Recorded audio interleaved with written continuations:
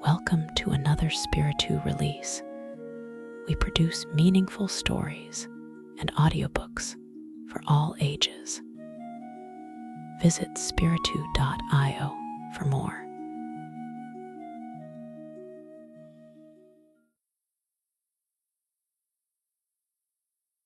Our Lady's Child, a fairy tale by the Brothers Grimm. Hard by a great forest dwelt a woodcutter with his wife, who had an only child, a little girl 3 years old. They were so poor, however, that they no longer had daily bread and did not know how to get food for her. One morning, the woodcutter went out sorrowfully to his work in the forest, and while he was cutting wood, suddenly there stood before him a tall and beautiful woman with a crown of shining stars on her head, who said to him, "I am the Virgin Mary, mother of the child Jesus. Thou art poor and needy. Bring thy child to me. I will take her with me and be her mother and care for her." The woodcutter obeyed, brought his child, and gave her to the Virgin Mary, who took her up to heaven with her.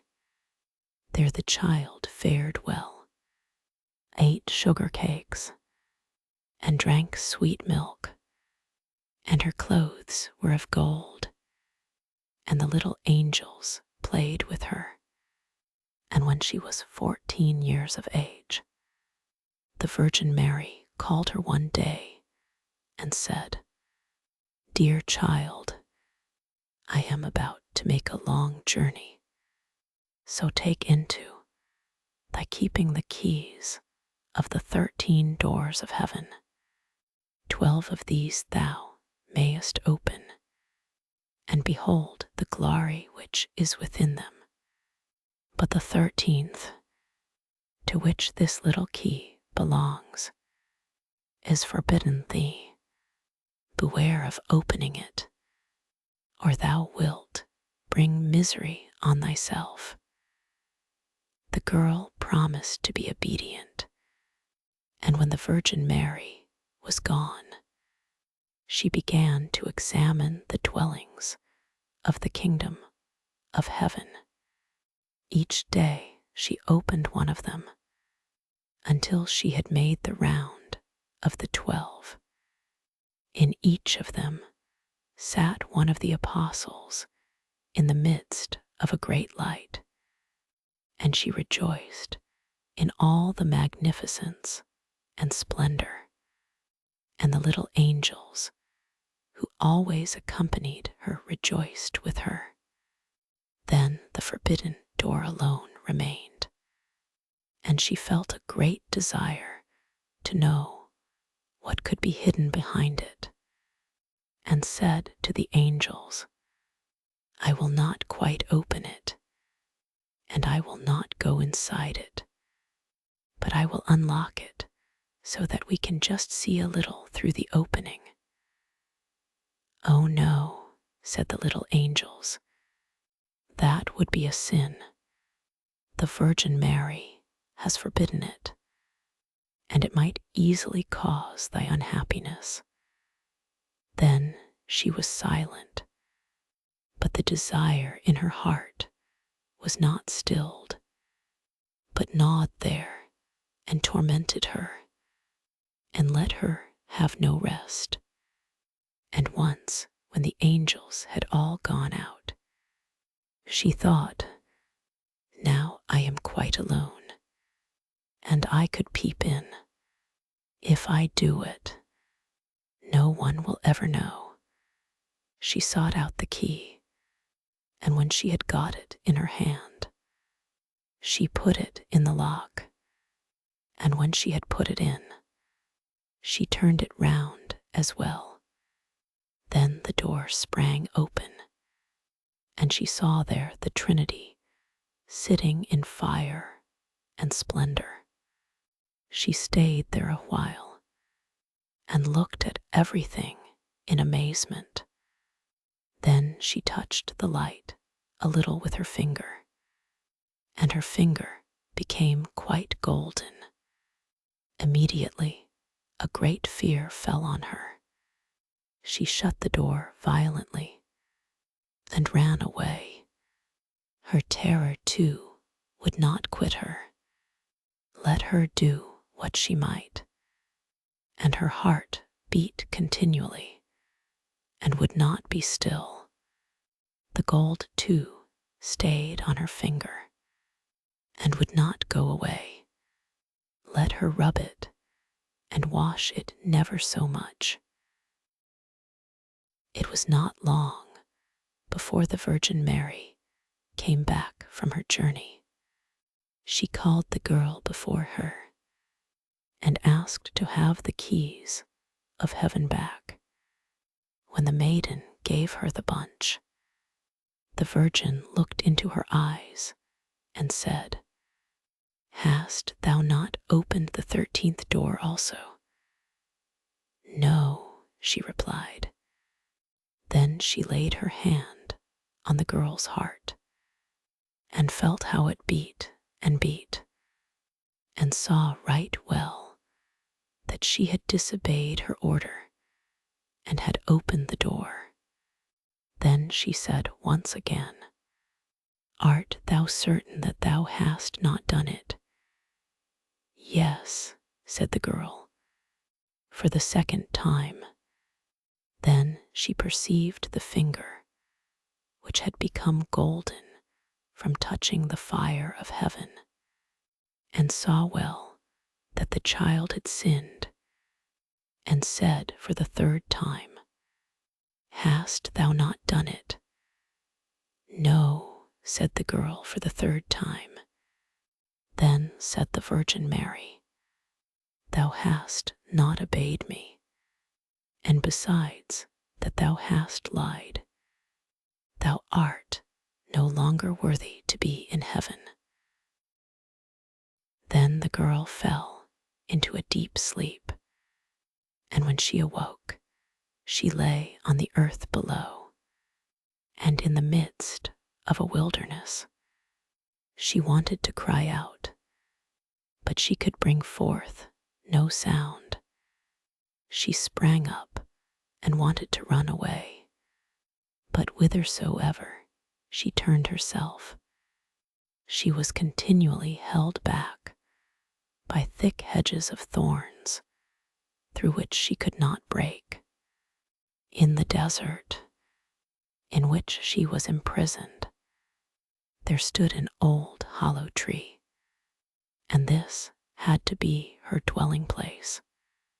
Into this she crept when night came, and here she slept. Here, too, she found a shelter from storm and rain, but it was a miserable life, and bitterly did she weep when she remembered how happy she had been in heaven, and how the angels had played with her.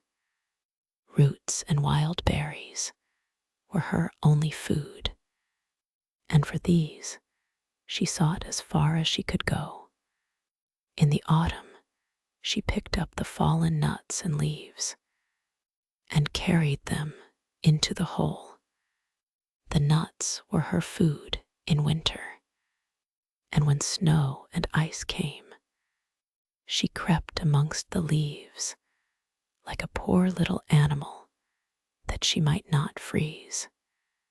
Before long, her clothes were all torn, and one bit of them after another fell off her.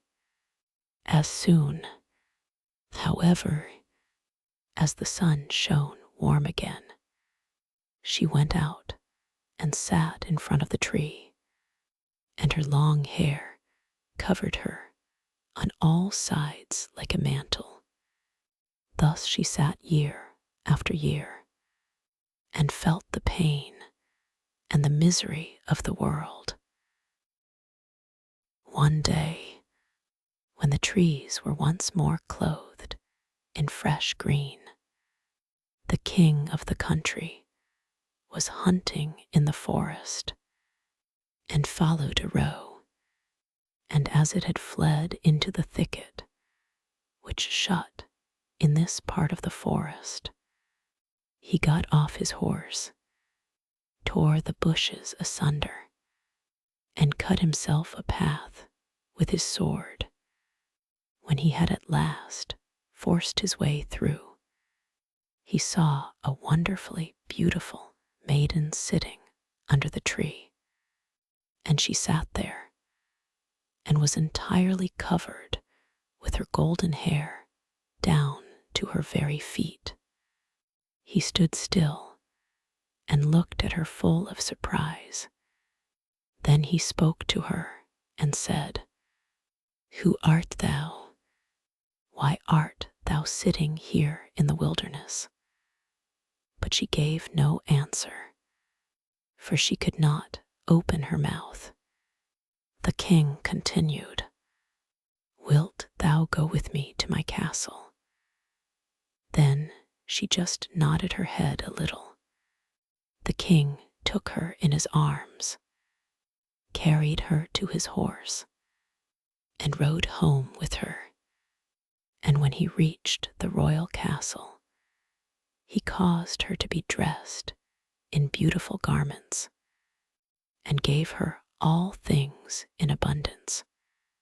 Although she could not speak, she was still so beautiful and charming that he began to love her with all his heart, and it was not long before he married her. After a year or so had passed, the queen brought a son into the world.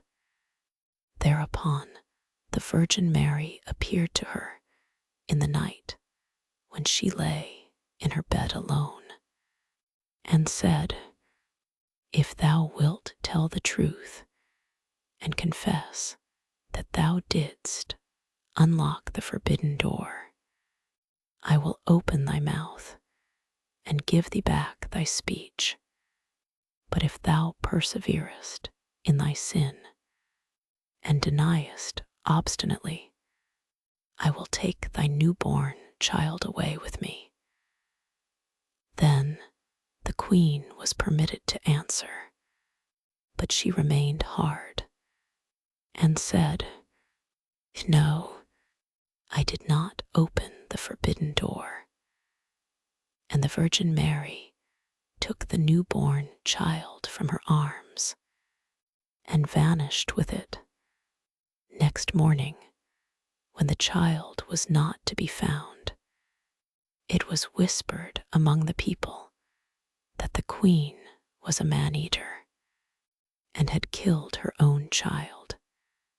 She heard all this and could say nothing to the contrary, but the king would not believe it, for he loved her so much. When a year had gone by, the queen again bore a son, and in the night the Virgin Mary again came to her and said, "If thou wilt confess that thou openedst the forbidden door, I will give thee thy child back and untie thy tongue. But if you continuest in sin and deniest it, I will take away with me this new child also." Then the queen again said, "No, I did not open the forbidden door."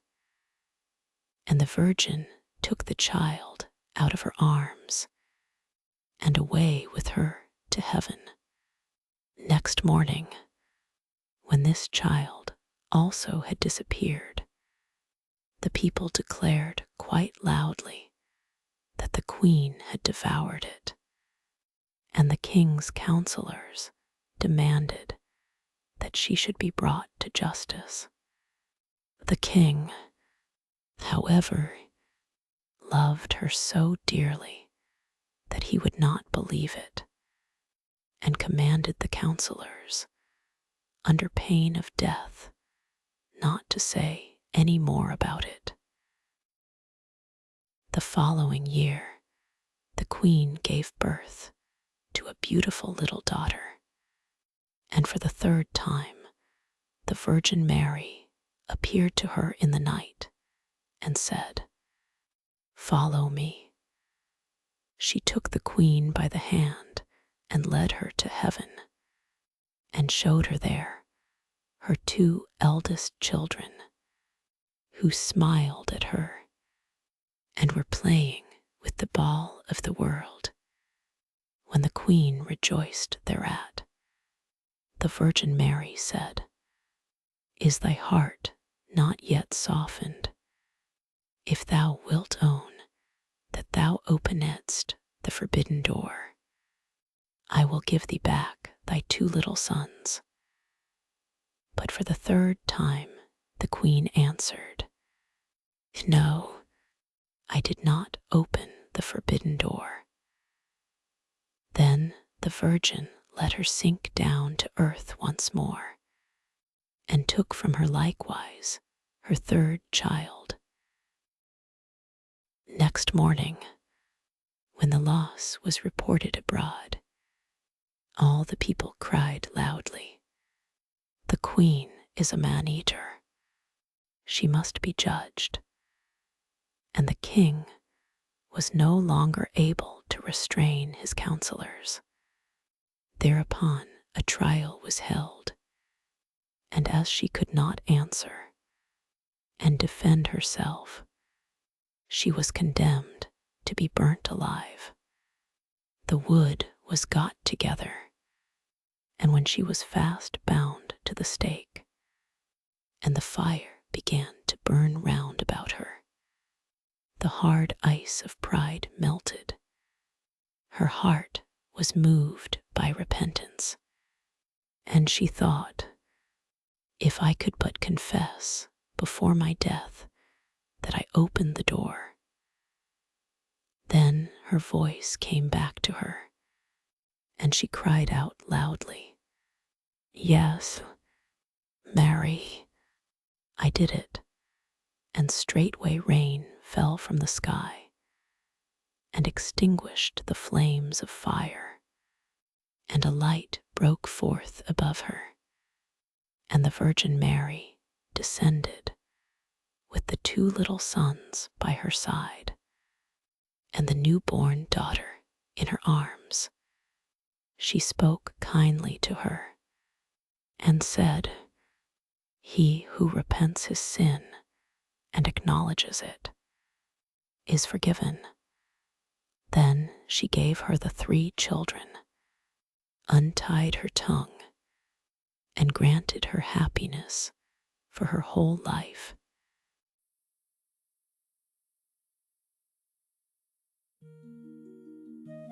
We hope you enjoyed this Spiritu release. Find us on spiritu.io for more meaningful stories and audiobooks.